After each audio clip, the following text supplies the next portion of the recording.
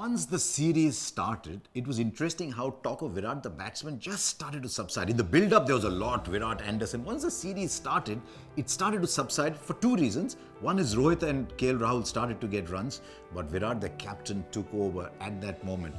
Let's give them hell for 60 overs must go down as one of the great lines in Indian cricket history.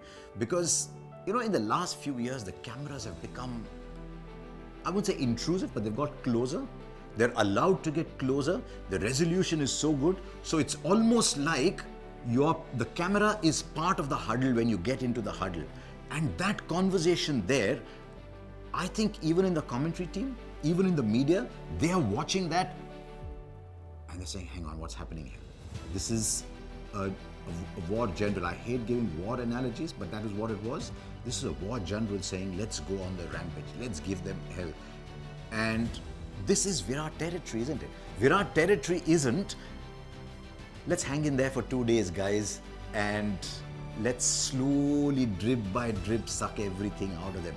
Virat territory is, I'm in your face, come get me, I'm at you. This is straight playing to Virat. So it was not like there was a lot of time. So this was Virat playing Virat as well as Virat could ever play. And it was just his territory. And I think it just took all of England by storm, saying, there's a visiting captain coming and doing this to us, man.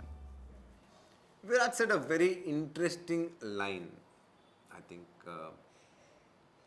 Post-match, I think it was. He said that, I wanted the English batsmen to feel what it is to be in hell for the time that they spent in the crease. And he literally walked the walk and talked the talk in that 50-over stint that India bowled, because I think it was really a pressure-filled atmosphere for England. I think they weren't able to handle the pressure because the wicket had probably eased out a little more than what it was probably in the first innings. So if at all anything, they should have been batting more comfortably. But this is what pressure does to you. It does things which is hard to put into words, literally, so to say, because there are a lot of things there are a lot of demons on the wicket, the conditions, but it wasn't the pitch or it wasn't the conditions. I think it was the mental pressure that India put and the kind of hole that England were digging themselves into, the kind of fields that they set for the tailenders for India, and all this played a part.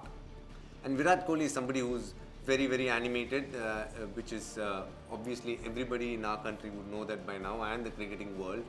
But he would say things which really sparks you at times in a huddle, and he was good at that at times. And I believe that huddle would have been something special to be part of. I have been part of huddles where he's egged on players to do something special, but I think he was all charged and all gunning for those 10 wickets, and he got that in 50 overs. And it easily must be one of his best test matches. And the fact that he's the Pacers captain is very evident because of A, the results he's been able to get abroad, B, the number of wickets that even fast bowlers got within India, which is not something that we are used to seeing. You take the day and night test that they played, you take when Australia came down to India. Over a period of time, fast bowlers have been given slightly longer spells, slightly different fields, and he's obviously, you can definitely say, been a better fast bowling captain than anyone else for a long, long time.